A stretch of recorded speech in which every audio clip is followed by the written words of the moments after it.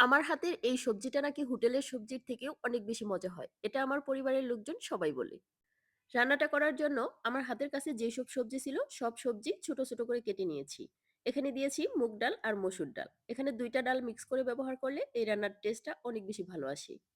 এই রান্নাতে অবশ্যই পেঁয়াজ কুচি আর রসুন বাটার পরিমাণটা একটু বেশি পরিমাণে ব্যবহার করতে হবে। আর সব ধরনের মসলা, অল্প একটু তেল দিয়ে এই সবজিটা খুব ভালোভাবে মাখিয়ে নিব। এখানে তেলের পরিমাণটা একটু কম ব্যবহার করেছি, কারণ শেষে যে ফোড়নটা দিব সেখানেও তেল ব্যবহার করা হবে। এখন পরিমাণ মতো পানি দিয়ে ঢাকনা দিয়ে ঢেকে অল্প আঁচে রান্না করতে হবে, ডাল আর সবজিটা সিদ্ধ হওয়া পর্যন্ত। সবজিটা যখন পুরোপুরিভাবে সিদ্ধ হয়ে যাবে, তখন আমরা এখানে ফোড়ন দিয়ে দিব। আমি এখানে ফোড়নে একটু শুকনা মরিচ, তেজপাতা, অল্প একটু কালো জিরা, অল্প একটু জিরা, রসুন আর পেঁয়াজ কুচি ব্যবহার করেছি। সবজিটা নামানোর আগে আমি অল্প একটু ভাজা জিরার গুঁড়া আর গরম মসলার গুঁড়া ব্যবহার করেছিলাম, যা ভিডিওতে নিতে ভুলে গিয়েছিলাম। এই সবজিটা কিন্তু ভাত, রুটি যেকোনোটার সাথেই অনেক বেশি ভালো লাগে। আপনারাও চাইলে এই রেসিপিতে একবার এই সবজিটা রান্না করে দেখতে পারেন।